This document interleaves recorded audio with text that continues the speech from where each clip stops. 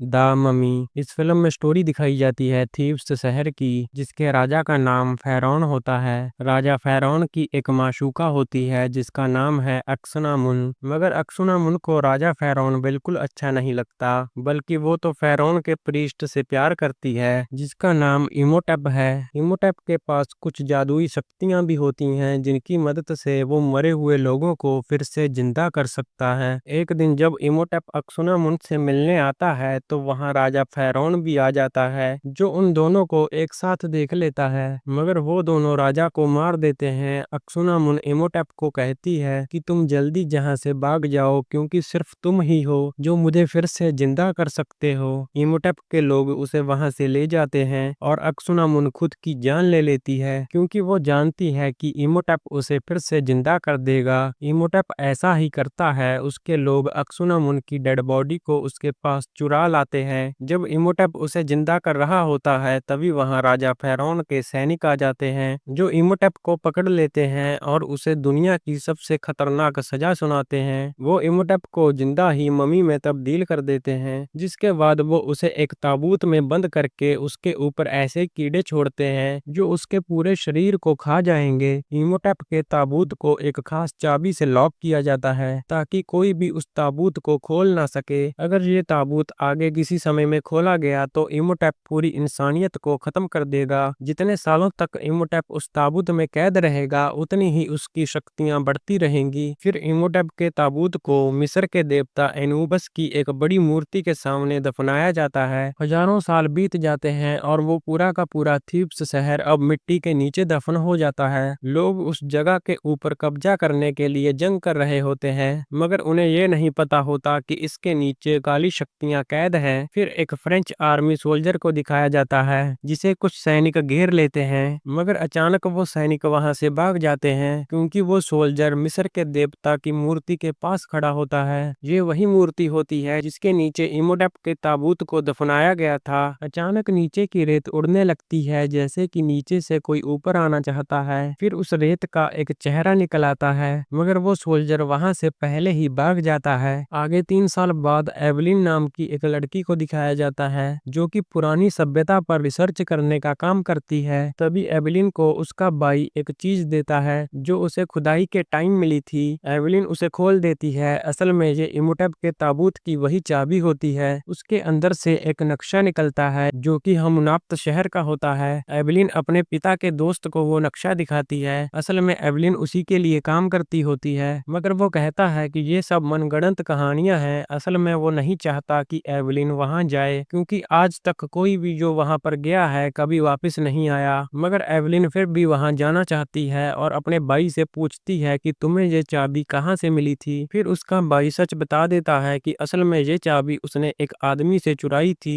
जो कि अब जेल में कैद है। आगे एवलिन और उसका भाई उस कैदी से मिलने चले जाते हैं। फिर उन्हें पता चलता है कि उसे तो फांसी होने वाली है। असल में वो कैदी वही आदमी होता है जिसके पीछे सैनिक पड़े थे, जो उस देवता की मूर्ति के पास खड़ा था। वो बताता है कि मुझे पता है कि तुम हमनाप्त शहर जाना चाहते हो, जहाँ से मुझे ये चाबी मिली थी। मैं तुम्हें वहां ले जाऊंगा, बस तुम्हें मुझे इस फांसी से बचाना होगा। एवलिन उस आर्मी के जनरल से बात करती है और उस सोल्जर रिक को छोड़ने के लिए कहती है, मगर उस आर्मी का जनरल नहीं मानता। तो एवलिन उससे झूठ बोल देती है कि रिक हमनाप्त शहर के बारे में जानता है, जहाँ पर हजारों साल का पुराना खजाना दफन है, और अगर तुम रिक की सजा माफ कर दोगे तो उसका आधा हिस्सा तुम रख सकते हो। वो आर्मी जनरल रिक को छोड़ने के लिए तैयार हो जाता है। फिर वो सभी हमनाप्त शहर जाने के लिए एक शिप पर जाते हैं। एवलिन वहां सबको बताती है कि वो एक किताब को ढूंढना चाहती है जिसमें मिस्र की लोगों की शक्तियों के राज लिखे हुए हैं। आगे वो सभी हमनाप्त शहर पहुंच जाते हैं, जहां पर वो उसी देवता की मूर्ति को देखते हैं और एवलिन कहती है कि ये मूर्ति आदि मिट्टी के नीचे दफन है। वो सभी लोग उस मूर्ति के नीचे चले जाते हैं, जहां पर एवलिन एक आईने को ऊपर की ओर करती है और वहां पूरी जगह पर रोशनी हो जाती है।